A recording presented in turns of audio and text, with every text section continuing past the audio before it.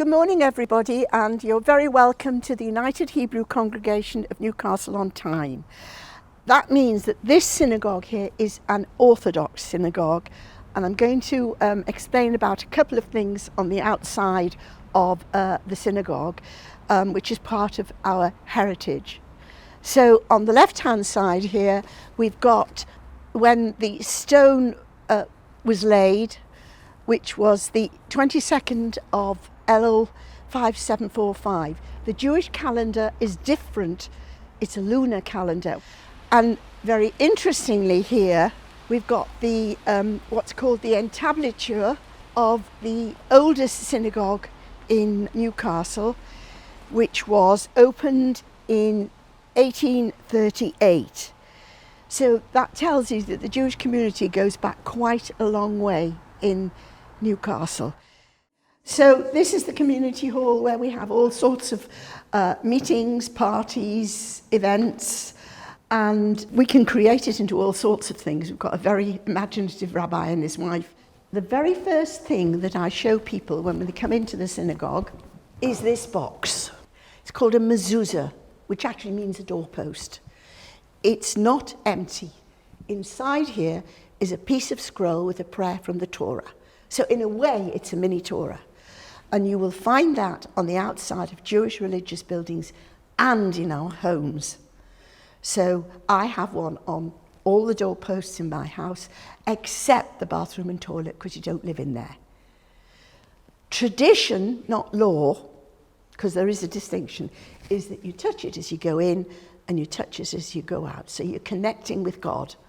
That's what it's all about. You're asking God to look after you in your home, but also to look after you in the wide world. One of the things I want to stress is the diversity within Judaism.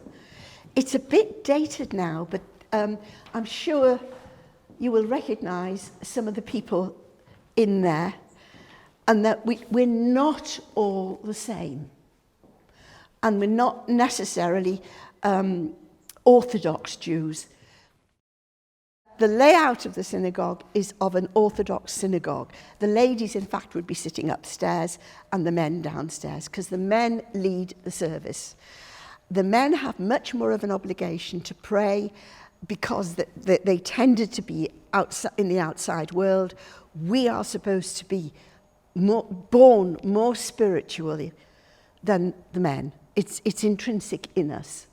And although the ladies sit upstairs, what we've got here is a mechitza separating the men from the women if the ladies can't get upstairs.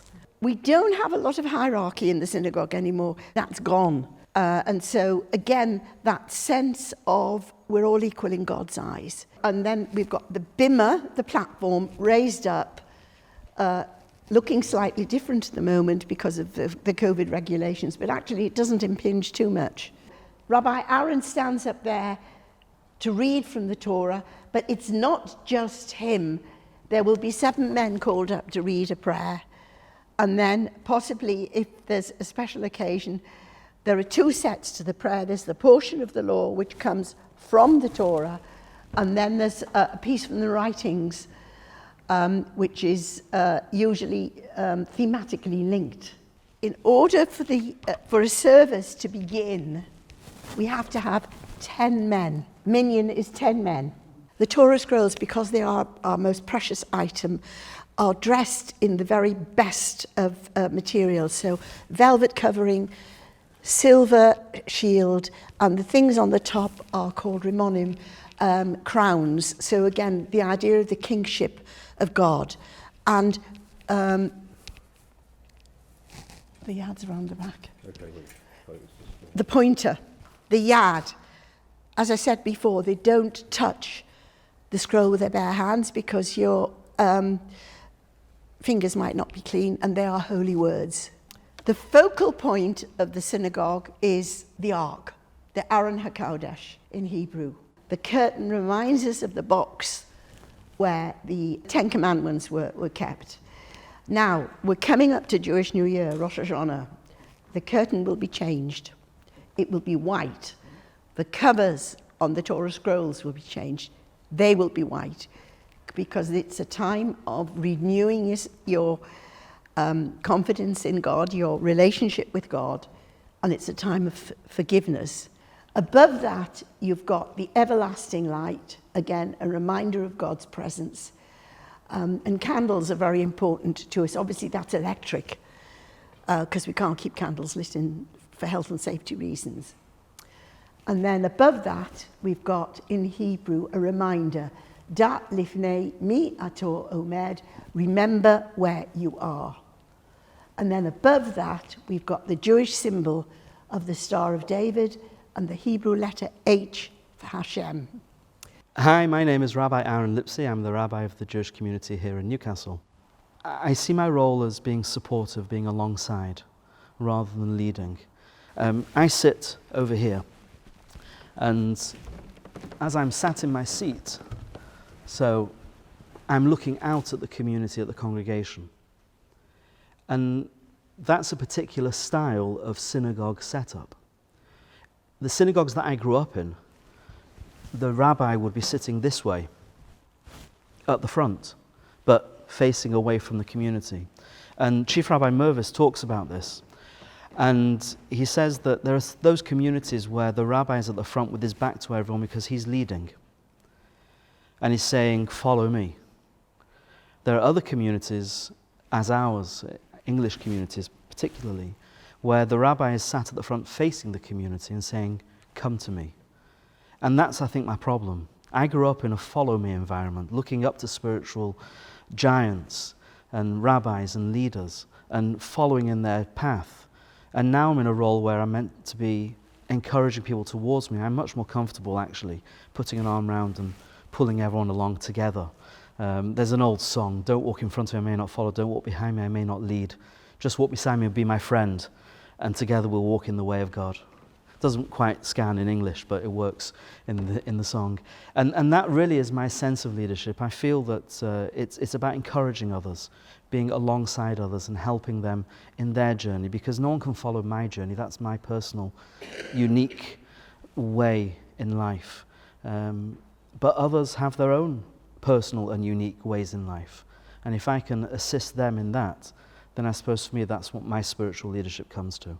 Very different to, I think, what I would perhaps aspire to be, which is the sort of inspirational example that people want to emulate. It's more about allowing people to grow and develop in their own ways, in their own lives, in their own relationship with God, and of course in a wider sense with the community and with others outside the community as well. That's all part of it. We believe that we were created by God in his image, and therefore we don't have people in the windows. And what they represent are the various festivals that we have. Shema Yisrael, Hashem Elokeinu, Hashem Echad. Listen, Jewish people, for you there is only one God. And that is said morning and evening. But there are other lines to it that to me are very important. And the important thing is that you shall teach them to your children. The next generation is hugely important. We have a prayer for most of the actions that we do. So the putting on of the talit, and there is an art to doing that, isn't there? And the married men wear a talit in synagogue. Martin is saying the prayer in Hebrew, because Hebrew is the language of liturgy. Hebrew is the language that we use in the synagogue, in this kind of synagogue. So Martin's wearing his talit, and you can see there are fringes with knots on. Now, they've worked out, and don't ask me how, it's the knots and the fringes that add up to 613, and they are the number of rules that are written in the Torah. So nobody can remember these, all of them, and that is a reminder. Now, you will notice also that Martin is wearing a head covering, a kippah, a yarmulke, a kappel. We have 3 words where there could just be one, out of respect for the building. Now, somebody like our rabbi will wear his kippah all the time. At morning prayers, the Shema asks the men to put on tefillin, which just means boxes, phylacteries in English.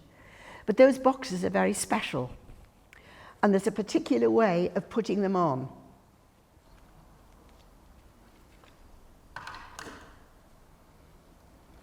The boys are given these at their bar mitzvah.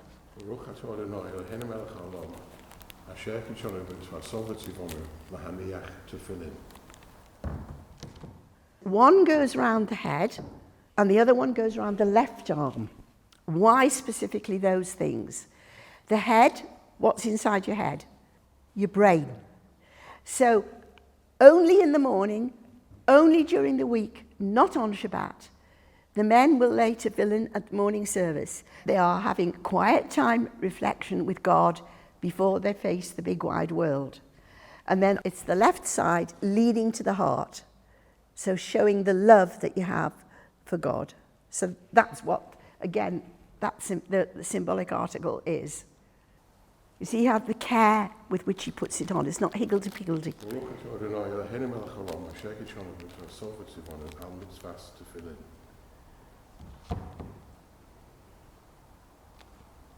Does the arm one always go on first? What happens actually is you put it half on. Right. Then you put the head on, and then you finish off by wrapping it round the middle finger 3 times, then round here, and this forms the letter. Shin. It's a shin. Shin. From Shema. Yes. This is the door to what we call the mikveh, which is a ritual bath. And I believe, actually, either in Bath or Bristol, they found one. I can't remember which town it is. So, married women, well, no, before you get married, to purify yourself, it's not a spa, it's a small pool. It should have rainwater in it. And I think there was a problem with the rainwater when the synagogue was first built, but anyway, they sorted it out. And a bride often will go there to cleanse herself. You've got to be completely immersed, clean your fingernails, things like your tummy button, makeup off, and your hair needs to float in the water. So often women will do that symbolically before they get married, but very observant women will do it after every period. Now that doesn't mean they're dirty or anything. And for them, often during that time, it's called niddah. The women, the men and the women do not sleep together, so that after she's been to the mikveh and sort of re-cleansed herself, if you like, it's almost as though they've have a honeymoon all over again. Right, the kitchen's divided into 2 halves. You've got the meaty area there and the milky area there. So the milky area is vegetarian and fish. So we have 2 sets of pots and pans, knives, and they're usually colour-coded. It has to be strictly kosher. Why? Because it says so in the Torah. So no pork, no shellfish. The fish have to have fins and scales. And then the other main idea is not mixing meat and dairy together. And the other thing that's not on there, but is important, is gelatine. So we have kosher Haribo, kosher, and marshmallows are the other thing. We're very lucky to have this wonderful facility. We have to call it a facility, not a shop, because it's in a suburban area. Because there are many people in our community who part of their lives, an important part of their lives, is keeping kosher, sticking to the food laws. Very important is kosher salt. It's got to be supervised. It has to be supervised because of contamination. And to be able to come here and to buy food that they know is completely kosher, it's helping to continue to keep Jewish life alive in Newcastle. Kim and I both belong to an organisation called the Association of Jewish Refugees. Now, I'm not, but I'm second generation. One of the things that a lot of the communities have done is put together a memorial book of those that we've lost in the Holocaust. And my father's story is in there. So it's a lovely way of remembering. It was a way of me finding out a bit more about my family. Right, you can see that we've got a big security gate here. And unfortunately, most synagogues, Jewish schools and Jewish establishments need to be aware of their security. In the last couple of years, and particularly this year, there have been problems around security because of the rise of anti-Semitism. The government has given money for places like this, so on a Saturday we actually have a security guard. So wherever somebody builds a synagogue, it's got to be safe.